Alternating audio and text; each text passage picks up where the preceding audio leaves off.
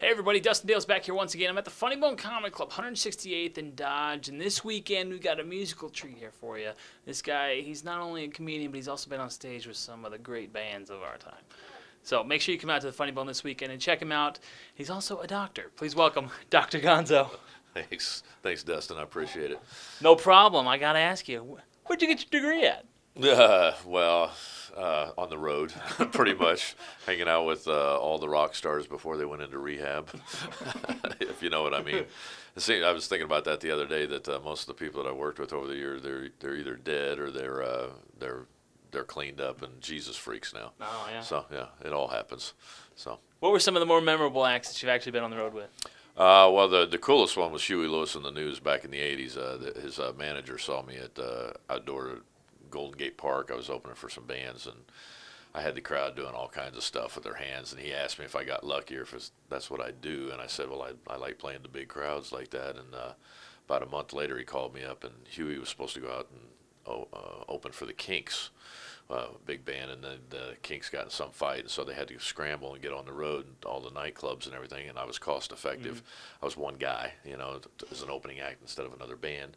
And so I ended up doing about a year and a half with them on the road because I kept pulling it off every night. And they said, well, as long as this works. Grace Slick always called me the cartoon before the movie, when I was working with the Starship and people like that. So I thought that was kind of a pretty cool way to describe what it was I did. So when I was a kid, we'd always go to the movies, and you'd either get like a short clip of the Three Stooges or some Warner Brothers cartoon. And so that's kind of how I approach it. Lights go down, crowd goes, and then, well, first we got a comedian. What? You never knew what you were going to get. As long as you got a good intro, it usually turned out pretty good. So. Yeah, so you were actually opening on the road for a band as a comedian. Mm-hmm. And what's the general reaction for a crowd that would go see Huey Lewis in the News and then see a musical comedian come out? Well, I was doing parodies, little short parodies and things like that with my guitar of popular acts at the time, Billy Idol or ZZ Top or stuff like that, and so they kind of were going, oh, okay. It took them a little bit. It would always take them a few, maybe the first couple minutes to go, we're not really sure. And actually, when we started playing outdoor venues, in the summertime, my job was to make the sun go down so the lights looked good on the band. I was just there to stall time until they looked really good when they got introduced. So, I did my job. I got people laughing, and it was a lot of fun. A lot of times people are still coming in late, for shows, and they would always take a break between me and the band, which was great for merchandise sales. People go out and buy more booze and buy T-shirts and things like that. So they made money off of me, that's for sure. What came first, the musician or the comedian? Music. I was about 8 years old. The Beatles, when I saw them on TV, I just went bonkers. Mom, I have to have a guitar. I have to have a guitar. I just drove her nuts till we went to Sears and bought a little cheap guitar, and I kind of taught myself how to play. And then as time went on, when I was a kid, I had siblings, and I just, I would hide away from them and go practice my guitar. And then they bought me a microphone, which was a real mistake because I was in there going, making all kinds of noises and things. And so that was a lot of fun. So I've always enjoyed having a microphone, and I was never really afraid to be in front of people as long as I had something to say or do. And I think that's most of it is, I had a lot of comic friends like Jake Johansson, who when he first started off, he was really kind of a nervous wreck on stage. He knew he was writing funny material, but he wasn't comfortable, and then all of a sudden he kind of came into his stride and got comfortable on stage, and then he got really good real quick. So my thing was I was really comfortable on stage. It was just developing the material as I went along. So interesting life to be a comedian on the road. I can imagine. It's just that kids don't try this. No, there's plenty of comics out there. We don't need any more. Thank you. Get a real job is what he's saying. Yeah, get a real job. And that's what I do, when I'm not on the road, I substitute teach, which is nice. I've got a couple of degrees, and I kind of really enjoy being around kids and trying to get them to get out of a bubble. I live in a real small town, and I think kids sometimes think that that's their world, and there's a big world out there, and there's a lot of really cool people and a lot of different kinds of people too. And so get out there, see the world. Don't just sit at home all the time and bug your parents. Don't live in the basement till you're 28 years old. Get out and do something. So that's one thing I thought was really interesting about you. You actually have a teaching degree. Mm-hmm. Do your kids actually take you serious knowing that you're a comedian? Yeah, they don't. A lot of them don't even know. And some of them, now that they got the phones and stuff, they'll Wikipedia me or something like that. Go, oh, hey, you do stuff. Yeah, well, whatever. Now turn to page 36.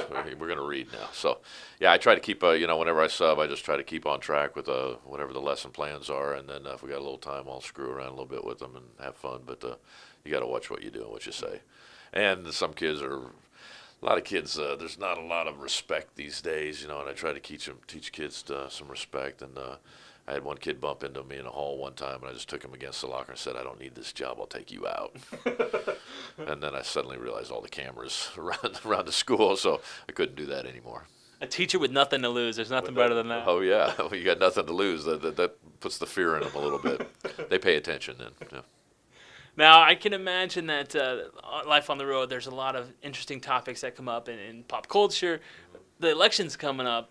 I don't touch it. You don't touch it, huh? I don't. My whole show is based on forget about your troubles and your woes, come up and just have some fun and some laughs. And I tell stories about myself, where situations that I've been in that are weird. With the World Series just ending last night, I was in Sioux City at the Hard Rock last night, so I was telling some of my rock stories. I was opening for Stevie Ray Vaughan on a little swing, and it was during the World Series. We did a sound check for an outdoor show, and after the sound check, I was backstage, and we had the World Series on, and I'm watching it with Tommy and Chris, his bass player and drummer, and we're watching the game, and I was really getting into it. And then Stevie came back and walked up to TV and switched it to Gilligan's Island, and Tommy and Chris just kind of walked away, and I'm like, they don't get off the island, it's like, he's like, of course he was still partied up pretty good back then, so he didn't really care. I don't think he really cared about sports. Mm-hmm. He was more into guitar playing. Yeah. And an awesome one at that, definitely. Yeah. I can imagine that'd be pretty cool seeing him on the road. Yeah, I think I got to see him do Voodoo Child live for the first time. It was down in Santa Cruz, and it was on Jimi Hendrix's birthday when he pulled it out, and I swear that night the whole crowd kind of formed a giant Jimi Hendrix head in the middle of the crowd. Maybe I just imagined that, but I did have an epiphany that night watching him play, because we'd done a couple nights before, and I kept watching his hands and just the way he played and I was paying more attention to his left hand and not his right hand. And that night down in Santa Cruz, while he was playing, he was doing this this Texas shuffle kind of thing.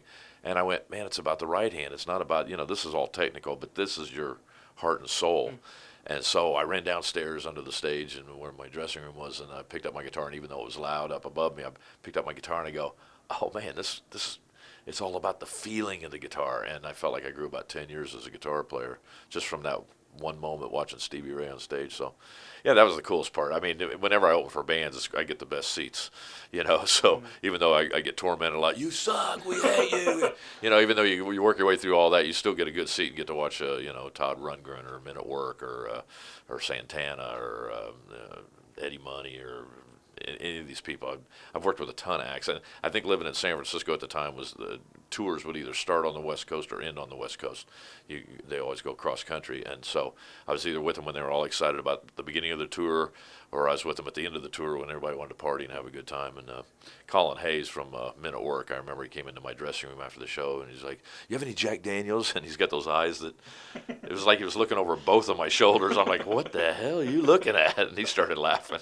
And I go, I don't have any Jack Daniels. I'm the comic. I got 3 bottles of water and 1 Budweiser left, So that was kind of a fun evening.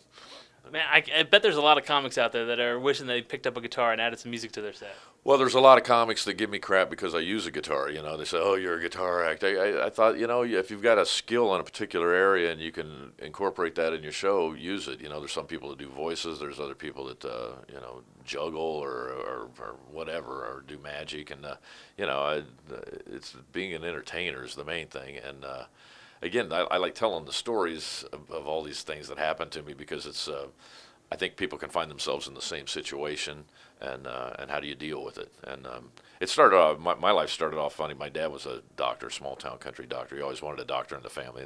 I called myself Dr. Gonzo, and he's like, you got to get a degree to do that. And I go, I make house calls and make people feel good, So he goes, okay. So, but being 5 years old and having bloody people come to your house, because small town doctors, they don't just always people don't have accidents during office hours all the time. So I'd answer the door and I'd be, whoa, and somebody had blood all over them or a nail through their thumb or something. And I would go with my dad and watch him stitch people up, and I really enjoyed that as a kid.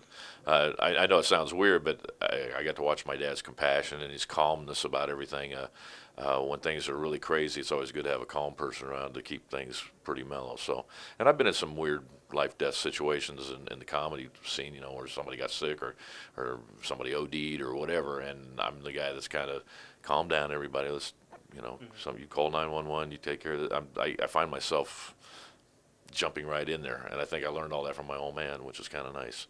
And he's gone now, but he was a big lifelong Cub fan too. I'm sure they're world champions, Dad. Can you believe that? So unbelievable. So what was going through your mind last night when the Cubs finally won it? It was kind of like almost, was I ever going to see this in my lifetime? I mean, they were always the team that next year, wait till next year. And even though I was a Cub fan all through my childhood, and then when I moved out to California, I kind of became a Giants fan because I always hated the Dodgers. Oh, yeah. And they really hate the Dodgers out there. And I live close to Candlestick Park, and actually that's another one of my World Series stories is I was at the game in '89. Well, I was at the game when they beat the Cubs to go to the World Series, and then I was there when the earthquake hit, and that was pretty freaky. But we did a big benefit thing afterwards with a ton of acts. I mean, it was great. I got to be on stage with. I went on between like Steve Miller and Neil Young, and it was called "It's Everybody's Fault" was the promotion for the shows, and it was really funny because at the end of the show, all the big acts were on stage together. Carlos Santana and Steve Miller and Neil Young and Norton Buffalo and the Chambers Brothers and Maria Moldauer. And anyway, everybody was on stage jamming. Bill Graham was the big rock promoter at the time.